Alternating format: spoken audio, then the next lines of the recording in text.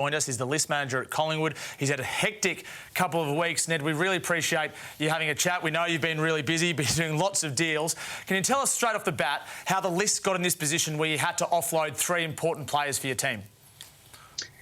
Well, I think we're just navigating our way through basically the list management of it all. And I said in an interview recently that we were keen to get into the draft. We want to continue strengthening our list, and we think that the draft is the best way to be able to do that. And we've had a couple of good years, but we have been scaling backwards, and we think we don't want to wait to bottom out before we start, bringing in some really good talent to complement what we've already got. So you're clearly trying to preempt something that you think might be coming, because you've sort of been scaling backwards, you use, but you've really been a finals team for a couple of years now, and you almost contended for a flag. We did contend for a flag a couple of years ago. But when you look at Adam Treloar, he's signed until the end of 2025, not too long ago. At the middle of the trade period, you said you didn't want to speak about it too much because, out of respect for Adam, and that was fair enough. But now the deal is done. Can you tell Collingwood fans why he's no longer at the club, why you can sign someone for another 5 years and then want to move him on a short time after? Oh, no, we had some conversations with Adam and Tim, originally around whether his family was going to move to Queensland and whether he wanted to do that. And it probably just evolved from having that conversation to he thought he'd look at another opportunity. Ned, do you take responsibility for this, for the list construct and the salary cap issues that you've had to go through, and really fire sale, particularly 2 of your better performers over the last 2 to 3 years?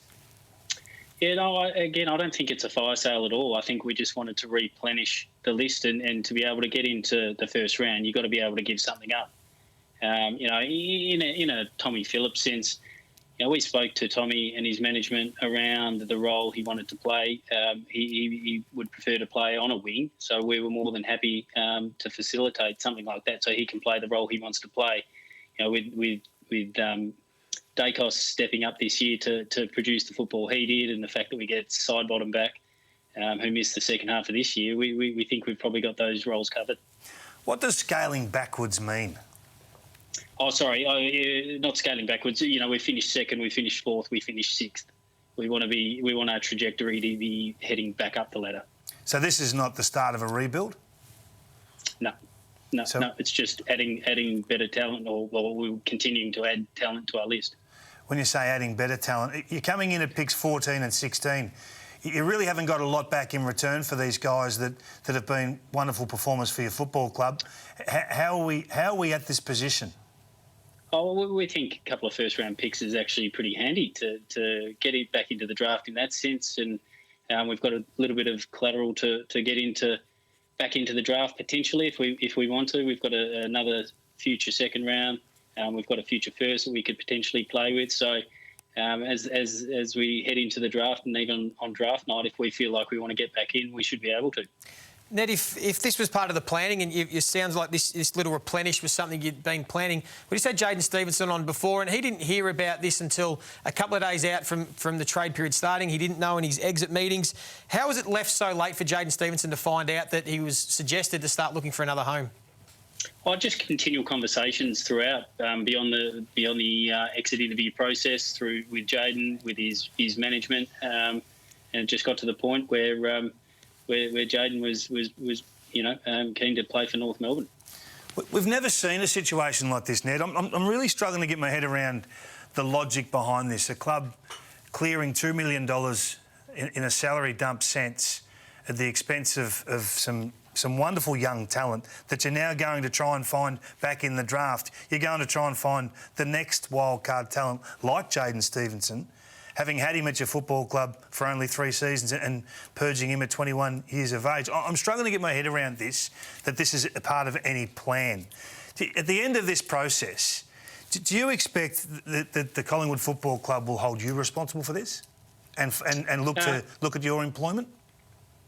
Potentially. It's part of a plan that we all put together, and one we executed today. As I said, we want to replenish and add some talent to our list, and we're going to do that through the draft. You made an interesting point before. You said you don't think it's a fire sale, Ned. Do you guys have salary cap issues? And if so, whose fault is that?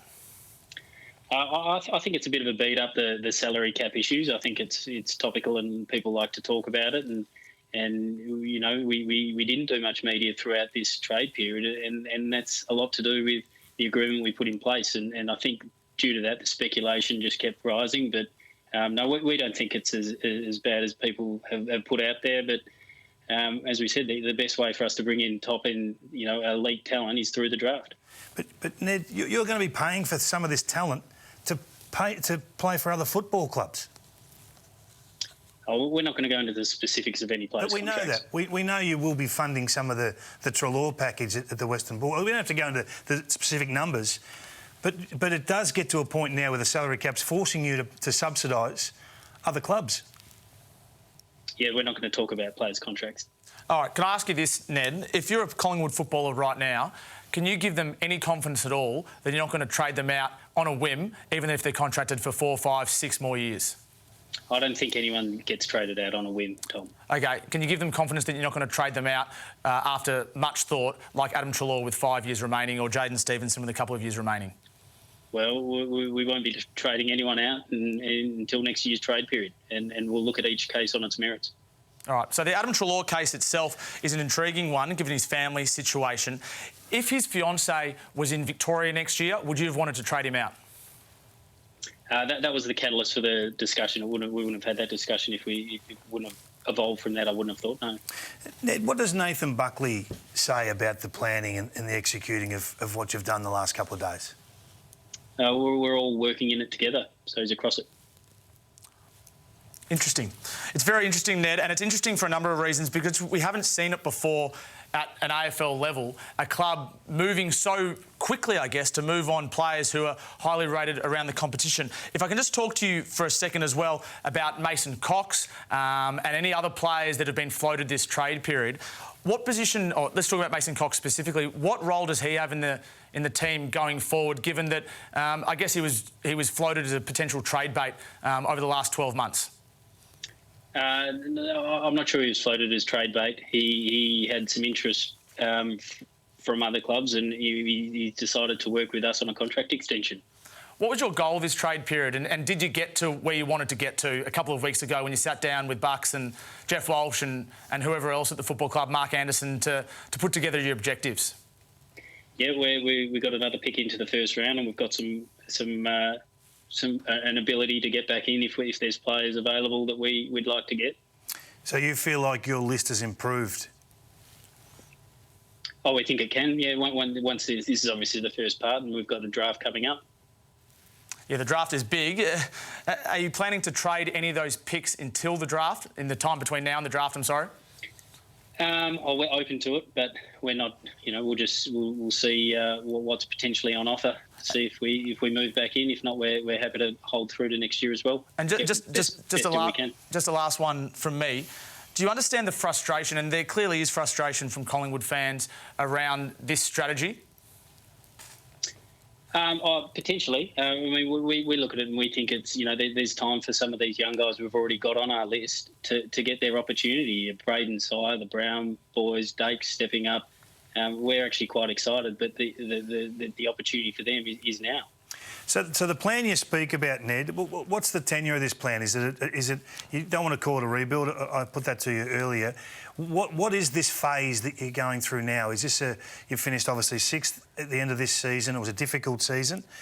Are you looking to just spike back up the ladder through free agency in years to come, having done the salary cap purging you've done? Is there a great target on the hook for next year? Is this while we're clearing finance? I'm just trying to get a head around how this can benefit you going forward. What's the strategy? Where are you at right now as a football club with your list?